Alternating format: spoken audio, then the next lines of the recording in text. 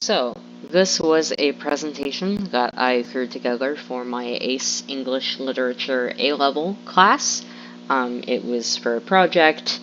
We had a packet of Walt Whitman poems, and we had to choose from like 6 of the many poems that were in there and do a presentation about it.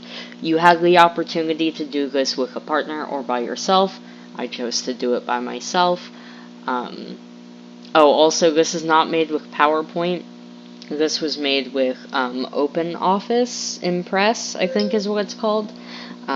So basically like a PowerPoint clone. Sorry, it was my phone. Anyways, so I already did the presentation in class, but I figured why not also put it here. So this is the title card. Out of the Rolling Ocean, the Crowd is the poem that I'm talking about here. It was written by Walt Whitman, and it is presented by me. So, the author was, as I've said at least 3 times now, Walt Whitman, and the date that this particular poem was written was somewhere between around 1865 and 1881, most likely 1867, although, notably, I've seen a number of, while I was researching this, I found a number of conflicting dates as to when this particular poem was written or published, which tells me that nobody really knows that well, so do with that what you will. So the summary of the poem. Here's the poem on the left. I'll read it out real quickly. Out of the rolling ocean the crowd came a drop gently to me, whispering, I love you, long before I die. I have traveled a long way merely to look on you, to touch you. For I could not die till I once looked on you, for I feared, I might afterward lose you. Now we have met, we have looked, we are safe. Return in peace to the ocean, my love. I too am part of that ocean, my love. We are not so much separated. Behold, the great rondure, I think is what that word is, the cohesion of all. How perfect! But as for me, for you, the irresistible sea is to separate us. As for an hour carrying us diverse, yet cannot carry us diverse forever. Be not impatient, a little space. Know you I salute the air, the ocean, and the land. Every day at sundown for your dear sake, my love. So that's the poem. And on the right here, the summary of the poem that I wrote is, the speaker lost their lover, but that lover speaks to them from the afterlife via the ocean. This could be a literal, fantastical concept or a metaphor. So they could be literally talking to the ocean in like a fantastical way, or it could be a metaphor for something. Alternatively, some interpretations see this not as spoken from the afterlife, but instead as the last words from the lover. But in either case, the main themes of the poem are mortality and interpersonal connection. Personal commentary. So this is the one where I talk and yap about myself. I love to do that. So, upon first reading it, I took it extremely literally, which is an issue I commonly have with such things, thinking that the poem was quite literally about the ocean speaking to a man. If this is the first video you're ever watching from my channel, I should probably clarify that I do in fact have autism spectrum disorder, so poems are hard for me because I have a tendency to take things very literally, and oftentimes in poetry, things are not meant literally. However, upon doing cursory research about the poem online for this presentation, I found that the common consensus seems to be that the ocean which talks to the speaker is a stand-in for a deceased lover. While I don't necessarily believe in an afterlife, I have lost people and, believe it or not, have found myself wishing I could speak to them again, even though they have passed. So this aspect of the poem really speaks to me.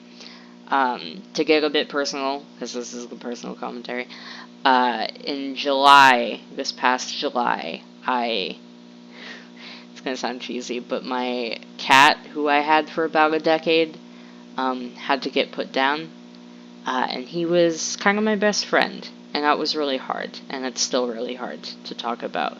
So that was mainly what I was thinking about when I was thinking about this aspect of the poem. Purpose. Whitman poems commonly examine or include nature and or sexuality. This poem ties both together, with the speaker's lover being connected to the sea. The lover part being the sexuality part, and the sea being the nature part. I don't know if I have to tell you this, but the ocean is a part of nature. Perhaps Whitman was dealing with loss when he wrote this, or if not, it was still clearly on his mind on some level. One could say that the purpose of the poem is to cope with or discuss the loss of a loved one. So, if he wrote this while he was dealing with loss, then maybe he wrote it to cope, or otherwise he just wanted to talk about loss. Okay. Speaker. I read the speaker as male just because the author was a man, but I don't think that much is actually specified in the poem. Is it? No, I don't think it's specified in the poem. So if you read the reader as a woman, then that's, not contradictory. It's a genderless speaker, is the point I'm making. But I read it as male. Beyond that, the speaker has someone very close to and important to them, and is also somewhat spiritual, or at least believes that the deceased can speak to them through nature, namely the sea. So, they either are a super spiritual person, or even if they're not, they think that the ocean can help them talk to the dead. And are also presumably living near water, considering that they are talking to water in the poem. Due to the content... Oh, sorry, tone. This slide is about tone. Sorry, by the way, if you clicked on this video to, help you study. This is not organized. I'm not a teacher. I am a high school student. But tone. Due to the content around loss and mortality, one could say that the tone of the poem is somber. However, a more applicable adjective, in my opinion, would be bittersweet. So, we're talking about, oh, the lover died. You might be like, oh, that's sad, solemn, depressing, but to me it's bittersweet.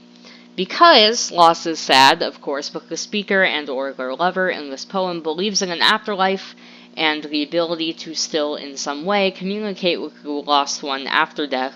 So it's a bittersweet farewell, as opposed to it being, devastating. At least in my opinion, that's how I took it.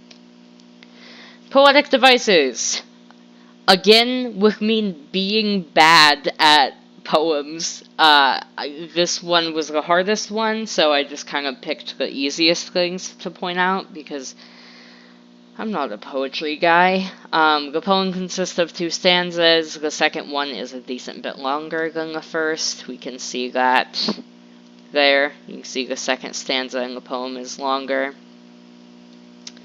The poem uses a lot of soft sounds, so like ocean, it's got that sh and it whispering, like soft sounds like that, and water is used as a symbol of love and communication, so there's symbolism as a poetic device. The theme! The main idea, from my perspective, is that love is eternal and transcends the boundaries of life and death. Isn't that sweet?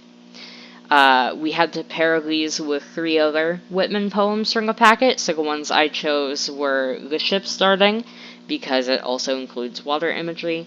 Hyman... Oh, I don't know how to say that, but the one on the top right also talks about loss. This poem talks about loss, so that's why I paired it. And I Am He That Aches With Love talks about love. This poem is talking about love and the lover and connection, so it seemed fitting. And finally, those are the 2 sources that I specifically paid more attention to while I was researching for this presentation. Again, sorry if you're a student and you thought maybe this video would help you. Maybe it did help you, but also I'm not the smartest person. So do research elsewhere. Don't just go off of this video. Okay, bye.